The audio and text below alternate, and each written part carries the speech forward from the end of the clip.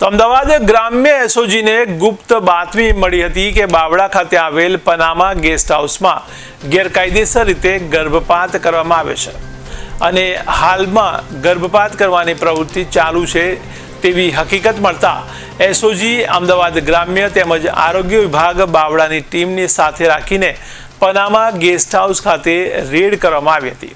ત્યારે રેડ કરતા સ્થળ ઉપરથી 3 મહિલાઓ પણ ઝડપાઈ ગઈ છે।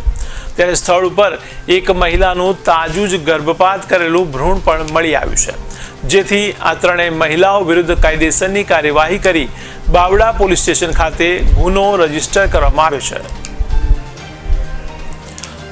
તો પનામા ગેસ્ટ હાઉસ ખાતે રેડ કરવામાં આવી છે અને 3 મહિલાઓને ઝડપી પાડવામાં આવી છે। ત્યારે અમદાવાદ ગ્રામ્ય એસઓજીએ મોટી કાર્યવાહી કરી છે। ત્યારે પનામા ગેસ્ટ હાઉસ ખાતે રેડ કરીને 3 મહિલાઓને ઝડપી પાડી છે।